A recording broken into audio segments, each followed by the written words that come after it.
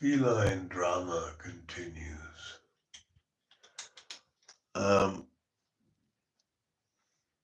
I have discovered my perro is not coming back home. And the reason is AMLO. AMLO has a personality that is very, very jealous. And Perro is got the similar personality, but in a more tragic male way. So Ramira, the mother of AMLO, Milei, Perro, and Trump,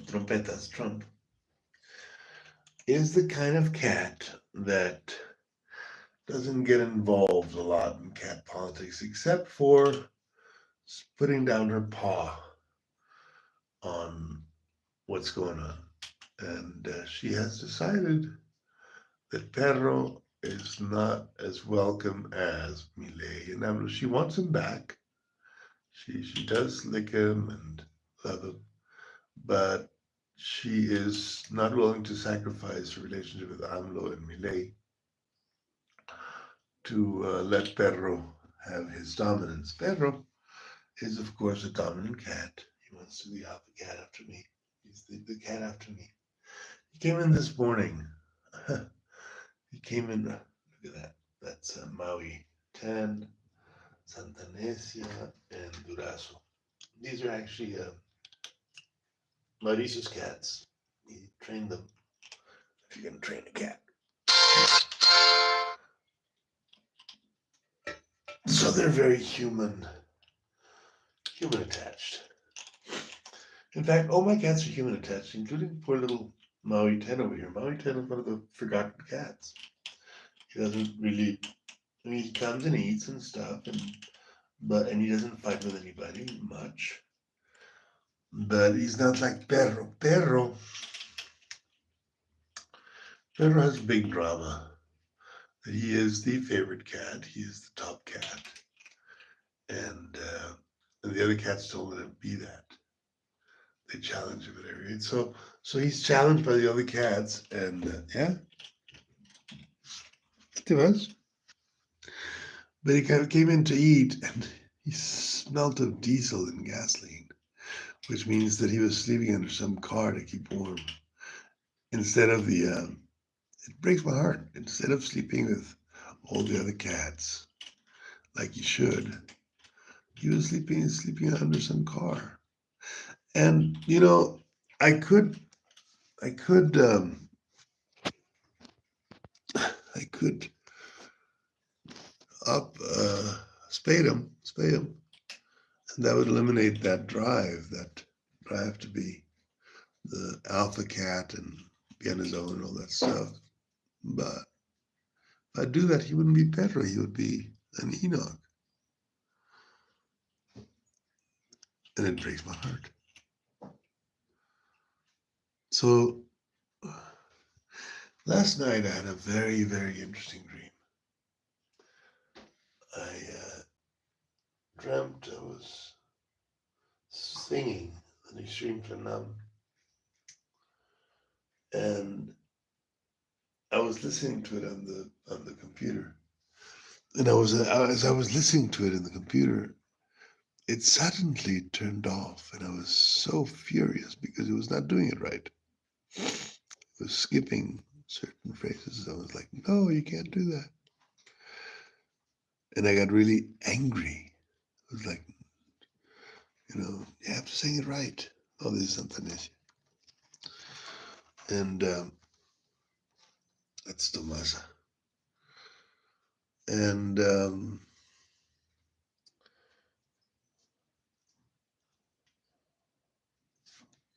I'm very sensitive right now. So then the other conversation, of course, is my dad. Oh, my poor father called last night, and he's still He's still strong, he's still going strong, but he told me he doesn't walk anymore, which gave me a very strong sense of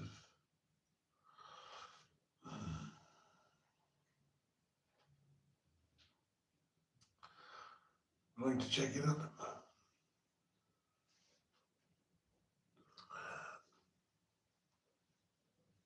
I think he needs me. Yeah. And these cats need me. And if he wasn't such a stubborn old man, he would be here where I could keep an eye on him.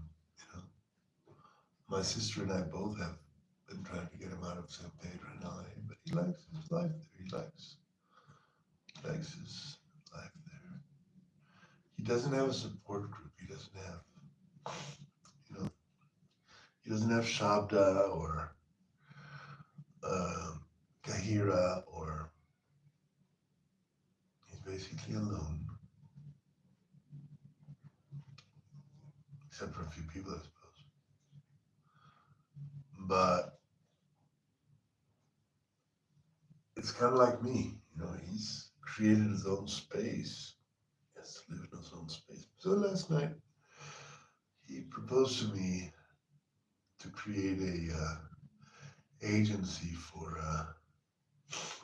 doing reviews and stuff, charging reviews, and I think it could work actually. But you know, he wants to work.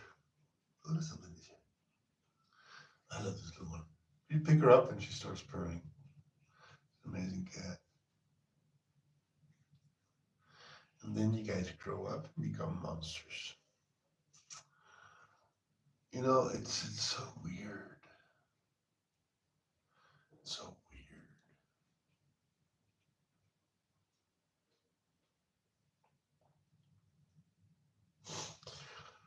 weird. Like loving people or loving cats.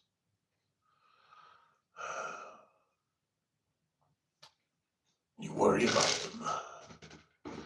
You worry about their welfare. You worry about their. The situation with Pedro and my dad is very similar.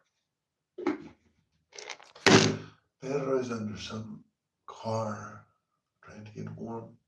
And my dad, I understand, because he actually doesn't want to leave the protection of the. He hates Mexico. He absolutely hates Mexico, and I don't blame him.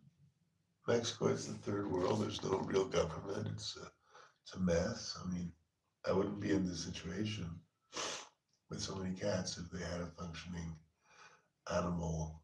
In the United States, they call it animal control.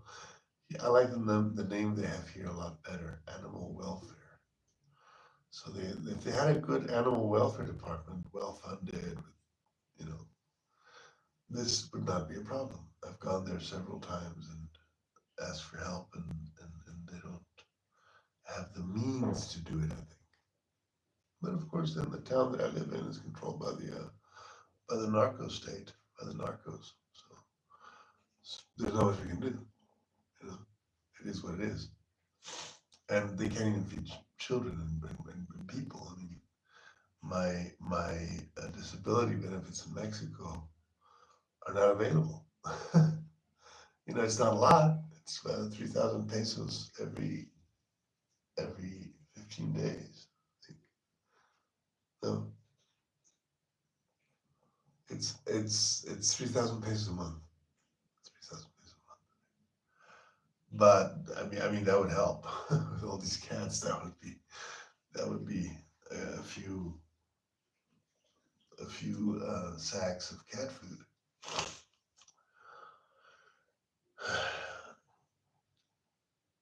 So my dad, as he gets older,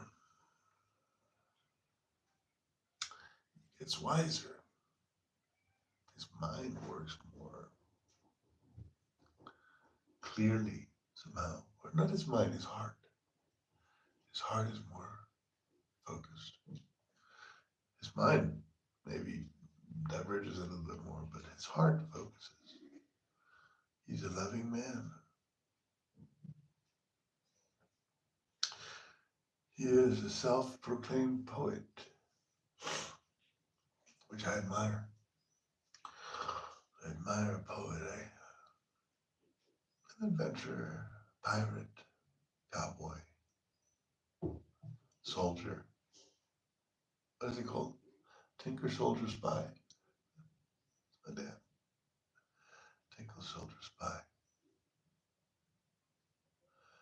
And he said something. He said,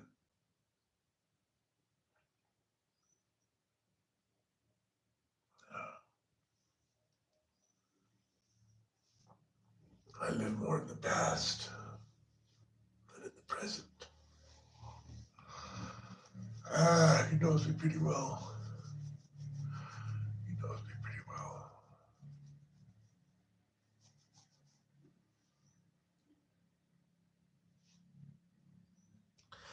Vienes te vas, vienes te vas, vienes te vas. Meow.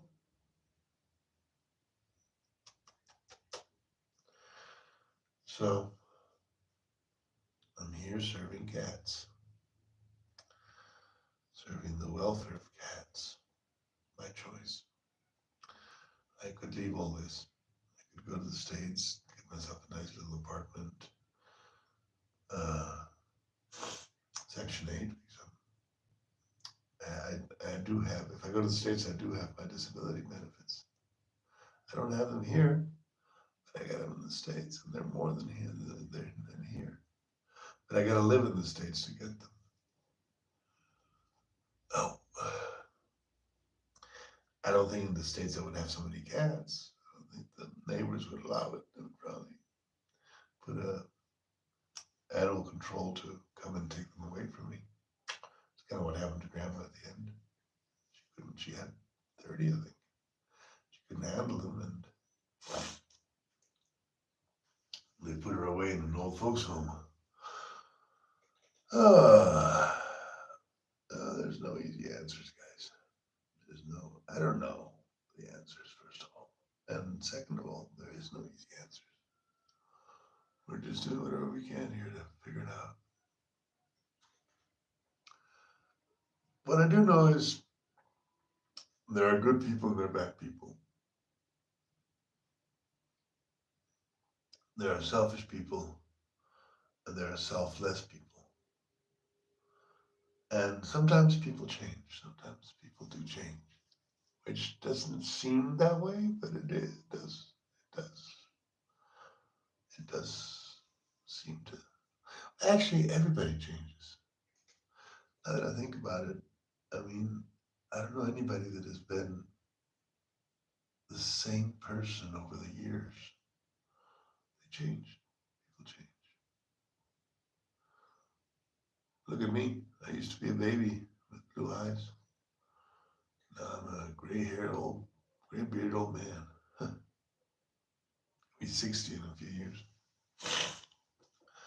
Never thought I'd make it this far. But here I am. You know? And what is there left for a 60-year-old man with a bunch of cats? Well, his father, his nieces and nephews, his sisters. But basically, try not to bother anybody. Try to finish my life in quiet harmony, peace, and beauty.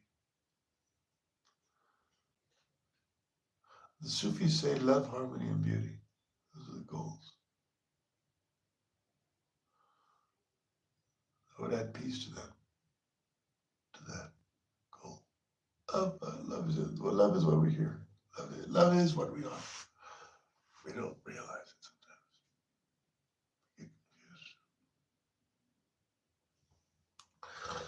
confused. And love is a very fragile thing.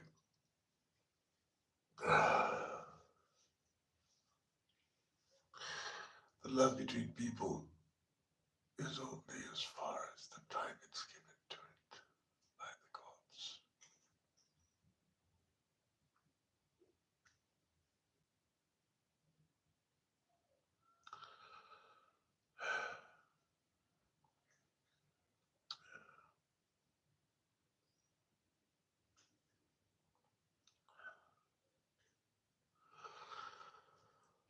Yeah,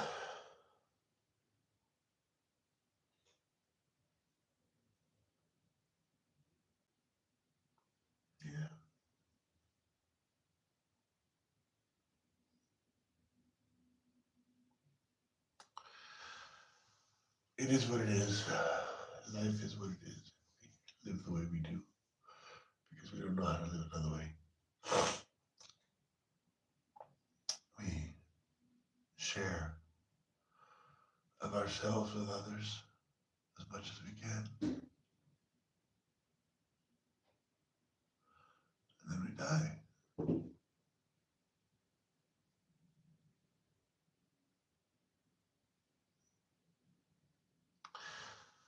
All these cats, the good ones and the bad ones, the pretty ones, the ugly ones, are a small,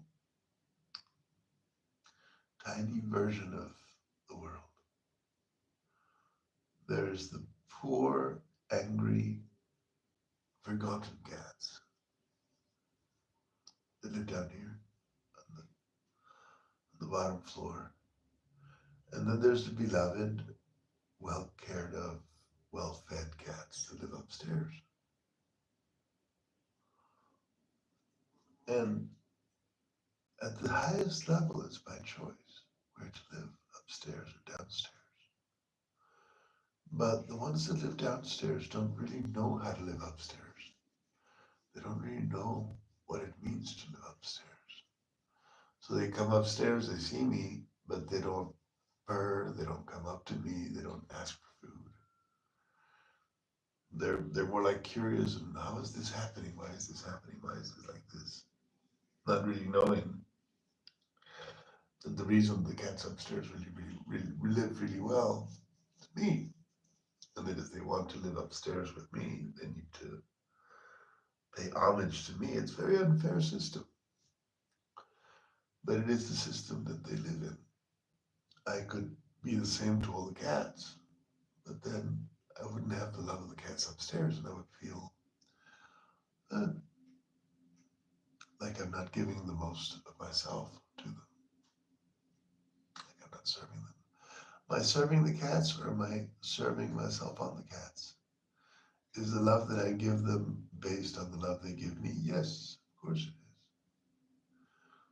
There's three levels to the house. Bottom, well, it's actually four if you count the Maria's room. Although you can say Maria's room is part of the bottom floor. So there's the bottom floor, there's the middle floor, and there's a loft way upstairs. And I have actually moved to the loft because the baby cats were shitting on my pillow, my blankets. And I couldn't take that anymore, so I had to eliminate that problem, and I moved to the loft. And something very curious happened. Uh, the the original cats, my original cats, Ramira and her children, Ramira Millet, not Trump, Ramira Millet and AMLO, and a weird looking cat that just came recently that didn't sleep on my bed but near my bed. That is very vocal about getting fed, but doesn't really come close to me that much. He fears human contact still. But it's evident that he had at some point a human that took very good care of him. Slept with me. So three cats that I've always had, and one that I've never seen before until recently, about 3 days ago, uh, slept with me. And the rest of the cats slept in the middle room. And the cats that are kind of in opposition or in conflict with the rest of the cats slept downstairs. And my beloved perro slept outside and under some car. And he came in at 4 in the morning, 4:30 in the morning, meowing, and I meowed back to him. And then he came up the stairs and up all the way to the loft. And he fed, He ate. And then AMLO and tu abuela came up after him, kind of throwing him out. Not really attacking him, but being very. And his hair got all frizzled, and he freaked out, and he left. And I tried to hold him. I tried to hold on to him, but he wouldn't stay. His choice. And again, I could eliminate that problem easily by just snipping his little balls off. But do I really want to do that? Is that Perro's best life? Or is living under some car, hunting lizards and chasing after female cats his best life? It's obviously a female cat situation. The very essence of the problem with Perro is that he wants some he wants some pussy. And that drive makes him dangerous or alarming to the mother and sister that chase him out. They just chase him out. And oddly enough, Milei, El Gato Más Gay, doesn't have this problem with them. He slept right with me with AMLO, Ramira, and Milei slept with me upstairs in the loft. And they were perfectly fine. But I think Milei has a weakness or a problem. I mean, he looks weak. He sleeps a lot. He doesn't, he looks healthy enough, but he doesn't have the drive that Perro has, I think. Perro's somehow tougher. Which I thought it was going to be the other way around, but I guess I was wrong. And all this feline drama occupies me daily.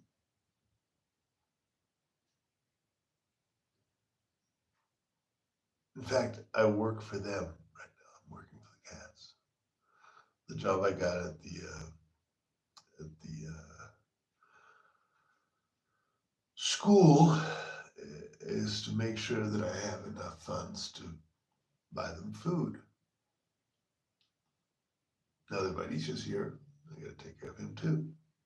Although he's a big boy, so I'm not as worried to take care of him as I am of the cats. He's a big boy. So in the house, which my plan was using my money, I was going to use my money, my little money from the scripts that I write and stuff like that to fix the house. And now that's not an option. That is not an option because I got the cats. So the house is still falling apart. Catch 22, right? When I try to keep it clean, I use a shitload of chlorine to clean cat shit. Clean cats, clean house. But it's kind of difficult with just two guys and I have to work, almost full time. Almost full time. Actually, no, I'm working, but if you count the extra work that I do, yeah, I do work full time now.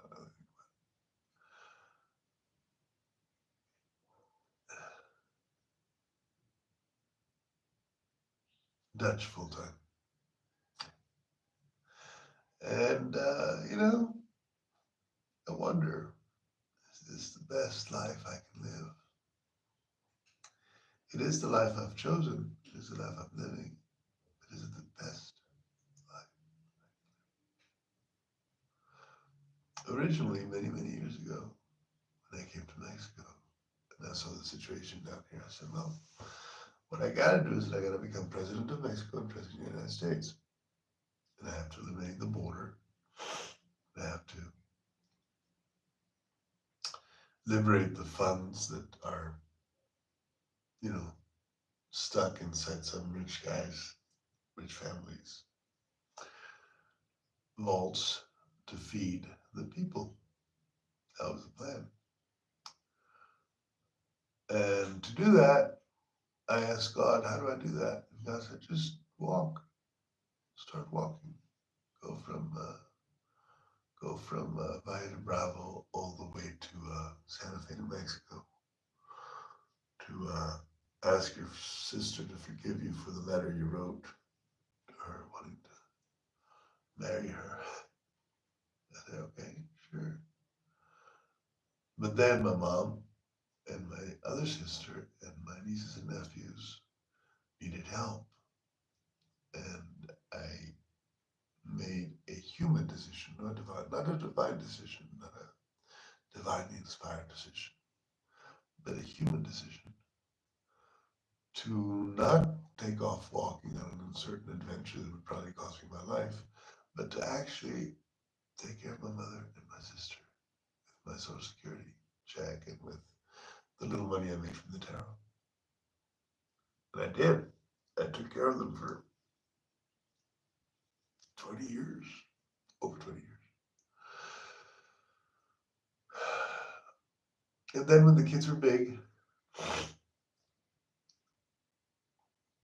I I I I took a ayahuasca journey, and I think the sapo was the one that really broke through the situation that was going on there. And I realized that my mom and my sister were in a constant war, and I was right in the middle of it, and they were never going to win. She was never going to win. Neither one of us was going to win the war. They were both losing because I was keeping control of the house and over them somehow. And then I needed to give them some space to do what they need to do. And the part that I didn't see, I guess, is how sick my mom really was. You know, I didn't want to see that. I didn't want to see her weakness. I didn't want to see her as weak. I didn't want to see her weakness. I wanted to see her because she always exuded this strength, this amazing power. Wisdom and strength were her two best qualities. She was a wise woman, but she had this other side that sometimes went totally berserk. And I mean totally berserk. Like me, I have that too. Hasn't come out in a long time. The whole going to Santa Fe walking was that berserk side, that divinely inspired side.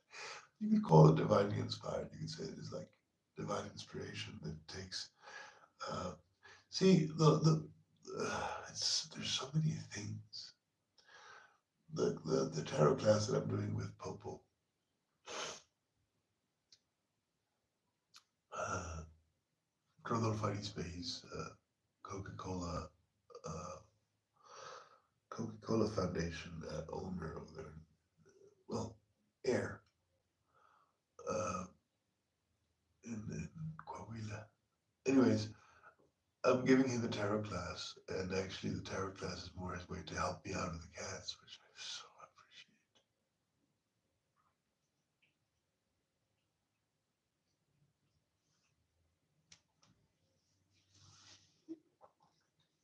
Oh God.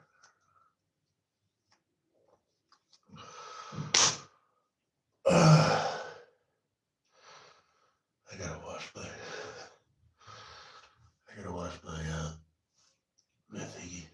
So it's supposed to be white.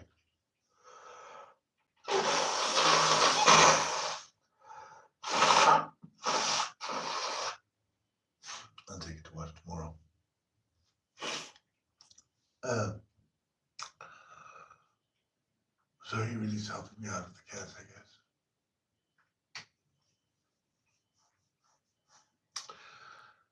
So the point is, we were studying the cards, and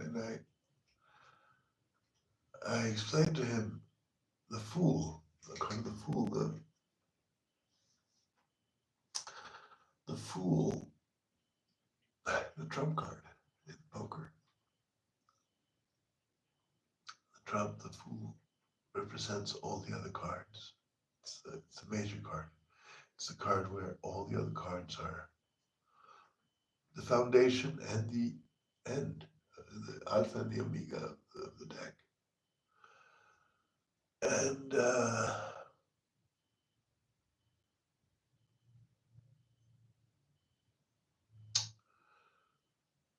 that's me.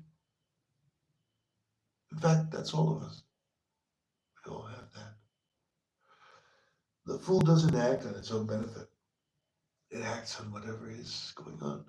It doesn't have an agenda. It doesn't have a plan. It doesn't have a solution. It's not the magician taking care of the elements around himself, which is the first card. No, it's just the guy living on the edge of the abyss and walking calmly through it, looking up at the sky. And that's the essence of our struggle on this planet. We are all fools, says the tarot. But the fool is also God. It's God being God.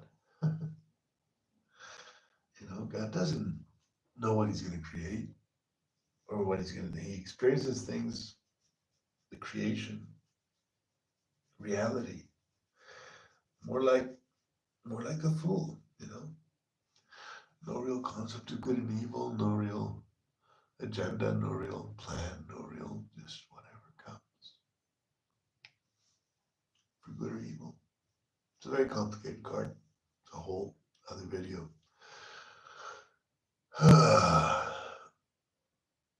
But at the deepest level, we are ultimately the fool, which is the illumination of reality for what it is.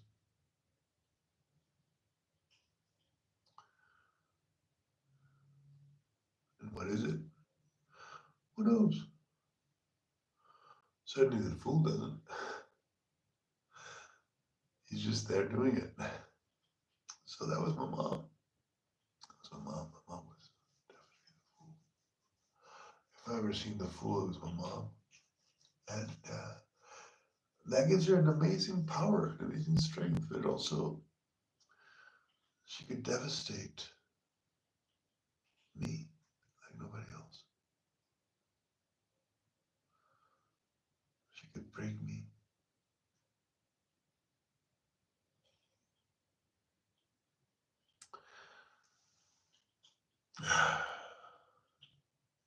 And she could even break herself. Like any porcelain doll that falls off of the bed. Her little leg broke and she couldn't get back together again. Humpty Dumpty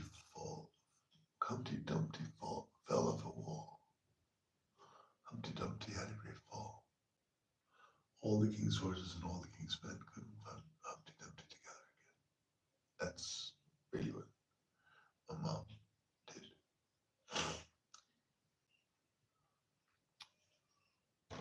Is it what I am doing? I'm following her steps? Probably. Children tend to repeat what their parents do in some way or another. We don't really have freedom of action that much as we do. I mean, what do we have really? What do we have? What do we do? Why do we do what we do? We don't know. Not really. We have some ideas. We have some concepts. We have some. But we don't really, in the end. No, because we don't have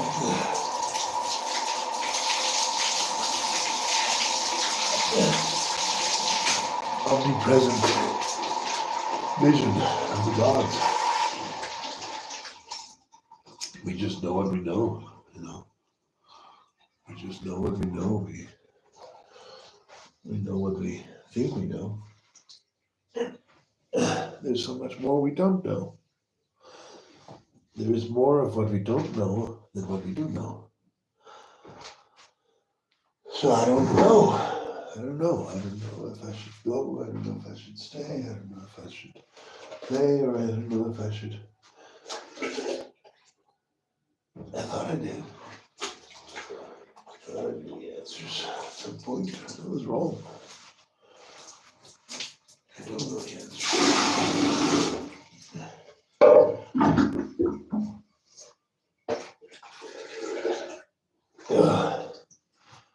I only know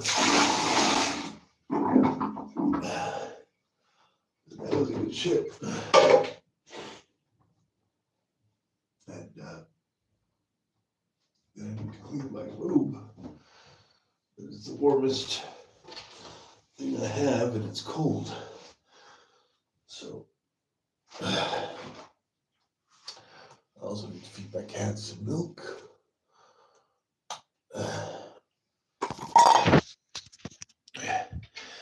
There was a clerical thing again in the school, and they didn't deposit my check, so I'm not going to go out today to cash it and to deposit it, and I'm going to have to end up using credit, which I definitely don't want to do, but I have to eat this week until they deposit next week again my full amount, and I'll be able to pay the credit off. Thankfully, I have credit to do that, but it is so unsustainable. It is so insane to live like that, you know? Especially when I have so many fat mouths to feed. So I need to figure out something that is not quite as difficult to sustain.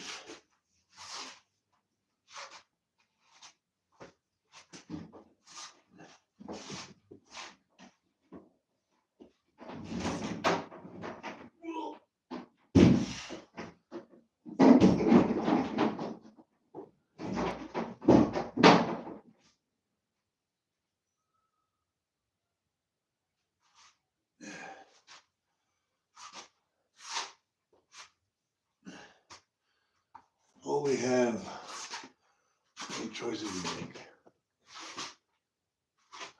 The good ones and the bad ones. And I've made some bad choices in my life, for sure. I have taken some bad decisions in my life. Far from omniscient and perfect, am I?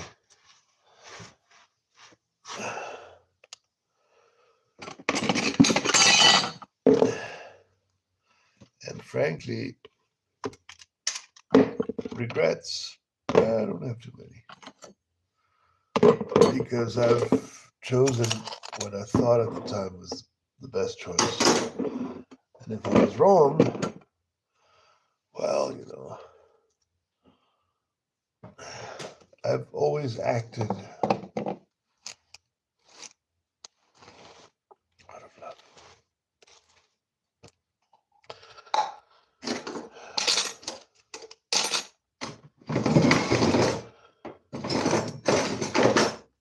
Maybe there was a time actually when I was younger, when I was much younger, I was acting out of ambition and greed.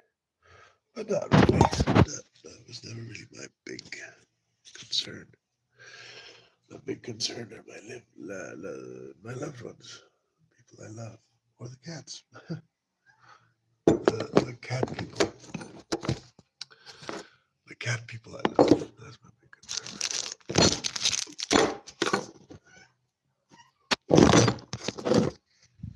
Meow. The cat people I love. And the human people too. A few of those as well. ¿Qué pasó, Hitler?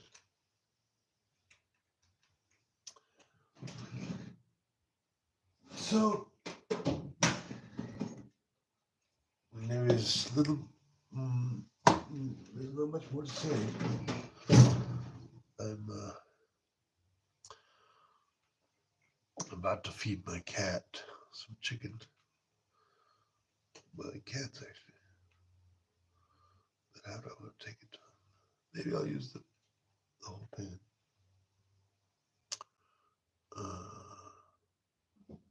Okay, I'm going to turn you guys off because I got to do something. I require 2 hands to do it.